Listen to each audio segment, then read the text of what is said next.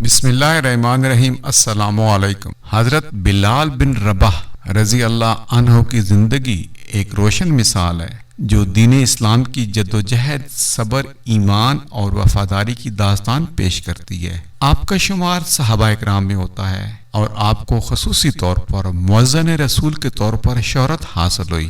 حضرت بلال بن رباح رضی اللہ عنہ کی زندگی کے مختلف پہلوؤں۔ حضرت بلال بن رباح رضی اللہ عنہ کا تعلق حبشہ سے تھا۔ آپ کا شمار غلاموں میں ہوتا تھا اور آپ کی والدہ بھی غلام تھی۔ حضرت بلال رضی اللہ عنہ کا والد رباح تھا، وہ بھی غلام تھا۔ حضرت بلال کی زندگی کی ابتدا انتہائی کٹن تھی اور وہ اپنے آقا کے ہاتھوں ظلم و ستم کا شکار تھے۔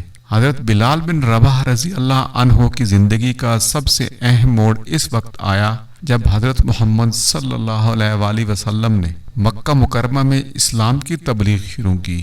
حضرت بلال رضی اللہ عنہ نے بھی اسلام کی تعلیمات سنی اور اس کے اثر میں آ کر فوراً اسلام قبول کر لیا۔ اس وقت حضرت بلال رضی اللہ عنہ کی حالت ایسی تھی کہ وہ غلام تھے اور اس دور میں غلاموں کا اسلام قبول کرنا بہت بڑی قربانی تھی۔ حضرت بلال رضی اللہ عنہ کا اسلام قبول کرنا ان کے آقاؤں کے لیے انتہائی غصے کا باعث بنا۔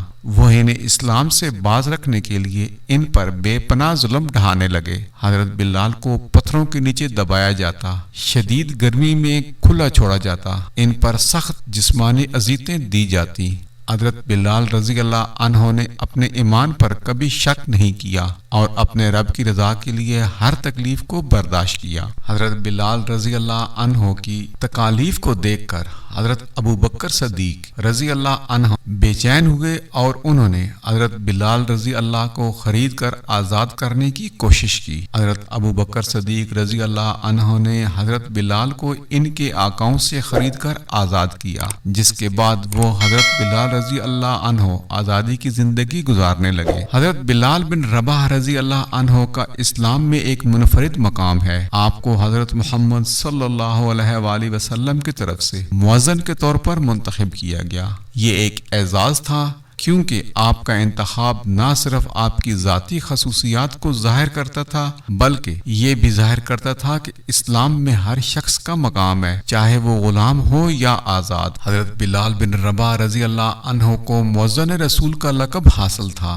آپ کو حضرت محمد صلی اللہ علیہ وآلہ وسلم کی رہنمائی میں آذان دینے کا اعزاز حاصل ہوا۔ حضرت بلال کا بلند آواز میں آذان دینا مسلمانوں کی اجتماعیت اور اسلامی معاشرت کا ایک اہم علامت تھا۔ حضرت بلال کی آذان کا اثر مسلمانوں کے دلوں پر بہت گہرا تھا اور وہ اس آذان میں اپنی روحانی سکونیت اور ایمانی تقویت کو محسوس کرتے تھے۔ حضرت بلال بن رباح رضی اللہ عنہ نے نہ صرف ایک عظیم مؤذن تھے بلکہ آپ نے کئی اہم جنگوں میں بھی حصہ لیا۔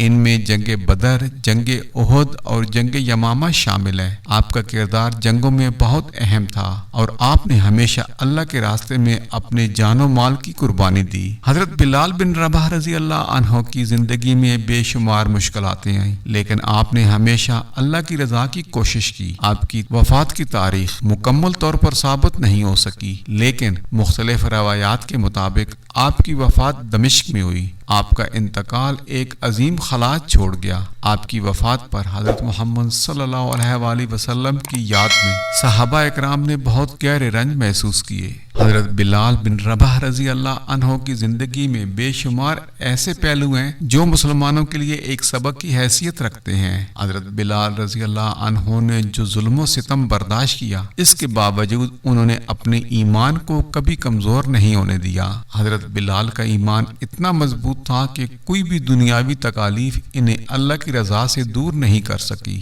حضرت بلال کا اسلام قبول کرنا اور آزاد ہو کر دین کی خدمت کرنا یہ ثابت کرتا ہے کہ اسلام میں ہر شخص کو یکساں عزت و احترام دیا جاتا ہے۔ حضرت بلال بن رباح رضی اللہ عنہ کی زندگی ایک عظیم مثال ہے کہ کس طرح اللہ کی رضا کے لیے ہر قربانی دی جا سکتی ہے۔ آپ کی زندگی نے اسلام کی عظمت اور اس کی انسانی مساوات کے اصولوں کو دنیا کے سامنے پیش کیا۔ حضرت بلال رضی اللہ अल्लाह अन्हो ने गुलामी के जुल्म से आज़ादी हासिल की और दीन इस्लाम की खिदमत की, जिससे हमें यह सबक मिलता है कि ईमान, सब्र और अल्लाह की रज़ा ही इंसान की हकीकी आज़ादी का दरवाज़ा है। हज़रत बिलाल रज़ी अल्लाह अन्हो की ज़िंदगी का हर पहलू हमारे लिए एक रहनुमाई है और आपका नाम हमेशा मुसलमानों के दिलों में जिंदा रहेगा।